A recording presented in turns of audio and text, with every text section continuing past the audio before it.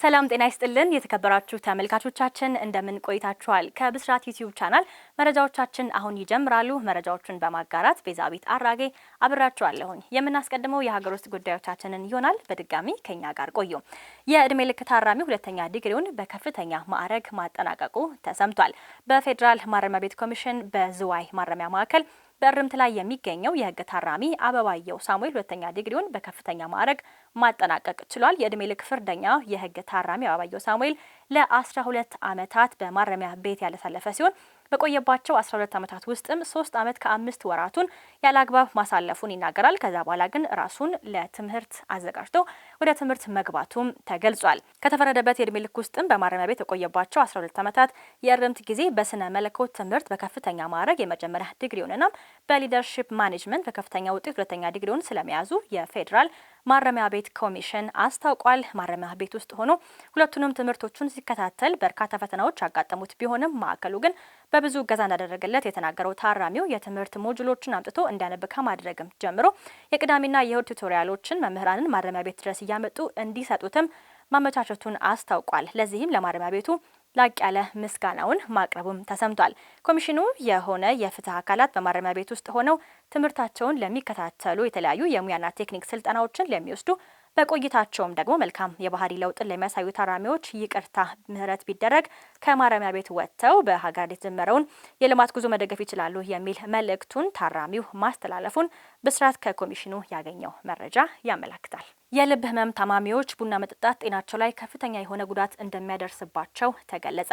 የደም ግፊትና የልብ ህመም ያለባቸው ግለሰቦች ቡና ከመጠጣት ራሳቸውን ሊቆጥቡ እንደሚገባ፣ ይህ ካልሆነ ግን ለከፋ ህመም እንደሚጋለጣቸውም ተገልጿል። ቡና በልብ በጨጓራና በኩላሊት ላይ ጫና እንደሚያስከትል የተገለጸ ሲሆን በተጨማሪም ደም ግፊት ባለባቸው ሰዎች ላይ ደግሞ ፈጽሞ የማይመከር መሆኑን በኢትዮጵያ የልብ ህሙማን ህጻናት መርጃ ማዕከል ህዝብ ግንኙነትና የኮሚኒኬሽን ክፍል ባልደረባ የሆኑት ዶክተር ዳዊት እሸቱ ለብስራት ራዲዮ ተናግሯል። ቡና በብዙ ሰዎች የሚወደድ መጠጥ ሲሆን በቀን መጀመሪያ እንዲነቃቃ በሚል በርካታ ሰዎችም እንደሚጠቀሙት ይገልጻሉ። ነገር ግን ቡናን አብዝቶ በመጠጣት በጤና ላይ አንዳንድ ጫናዎችን እንደሚያስከትል ባለሙያዎች ያነሳሉ።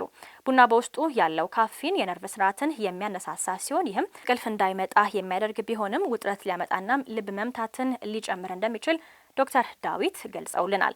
አክለውም ቡና አብዝተው ሲጠጣ የደም ግፊትን ሊጨምር እንደሚችል እና ይህም በተለይም ደግሞ የልብ ችግር ላለባቸው ሰዎች ላይ ጉዳት እንደሚያስከትል ለባልደረባችን ኤደን ሽመልስ በዝርዝር ገልጸውላታል።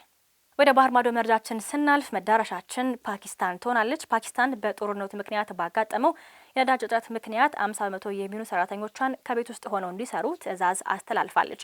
ፓኪስታን የጦርነት ቁጠባ ዕቅድ ይፋ ለማድረግ የተገደደችው ዓለም አቀፋዊ የነዳጅ ቀውስን ዩናይትድ ስቴትስና እስራኤል በኢራን ላይ ጦርነት መክፈታቸውን ተከትሎ ባጋጠመው የነዳጅ ዘይት መናር ምክንያት መሆኑም ተገልጿል። የፓኪስታን ጠቅላይ ሚኒስትር ሼህባዝ ሸሪፍ እንዳስታወቁት ሁሉም የመንግስት መስሪያ ቤቶች ለ4 ቀናት እንደሚሰሩ፣ ትምህርት ቤቶችና ኮሌጆችም ለሚቀጥሉት 2 ሳምንታት ዝግ ሆነው እንደሚቀጥሉና ከፍተኛ የትምህርት ተቋማትም በኢንተርኔት ቀጥታ ስርጭት ትምህርት እንደሚቀጥሉ አስታውቀዋል ሲል ዶን እየዘገበ ይገኛል። ሪፖርቱ ሁሉም የመንግስትና የግል ድርጅቶች 50% ሰራተኞቻቸውን ከቤት እንዲሰሩ ያደርጋል። ሁሉም የመንግስት ባለስልጣን ተሽከርካሪዎች ለሚቀጥሉት 2 ወራት በ50% ያነሰ ነዳጅን እንደሚያገኙም ተገልጿል። ሁሉም የፓርላማ አባላትም 25% ደሞዝ እንደሚቀንስም አስታውቋል። የሆርሙዝ ወሽመጥ መዘጋት ከቀጠለ በዓለም ነዳጅ ገበያዎች ላይ አሰቃቂ መዘዞች ሊኖሩ እንደሚችሉ የሳውዲ አረቢያ መንግስት ነዳጅ ዘይት ኩባንያ ዋና ስራ አስፈጻሚ አሚን ናስር እየተናገሩም ነው የሚገኙት። ከዚህ ቀደም እንቅፋቶች ቢያጋጥሙንም ይህ እስካሁን በቀጠናው ነዳጅና በጋዝ ኢንዱስትሪ ያጋጠመው ትልቁ ቀውስ ነው ብለውታል።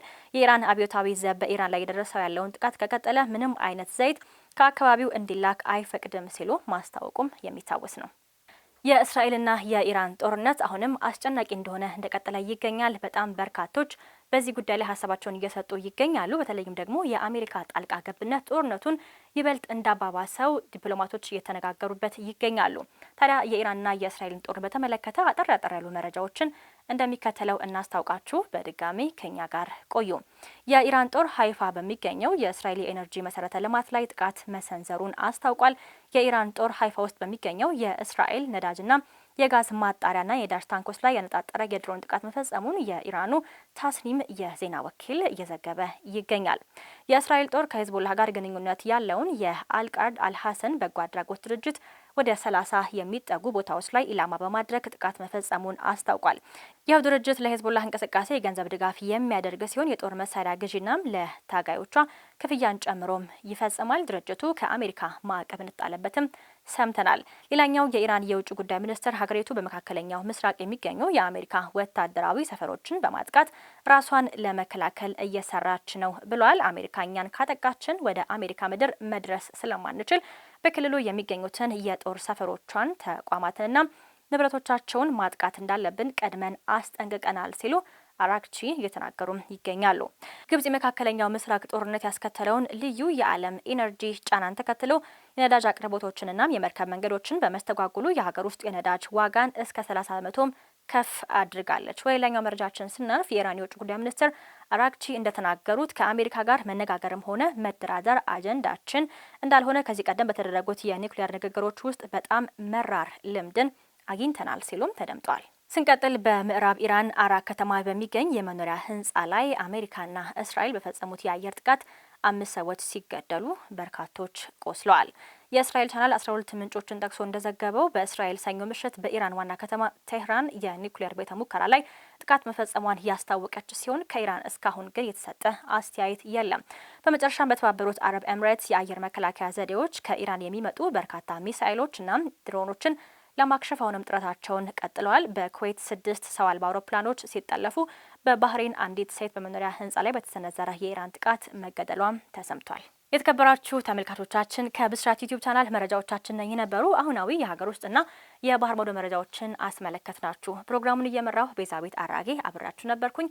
የተለያዩ ፈጣን መረጃዎችን ለማግኘት የብስራት የዩቲዩብ ገጽን ላይክ፣ ሼር እንዲሁም ሰብስክራይብ ማድረግ እንዳይረሳ። መልካም ነው።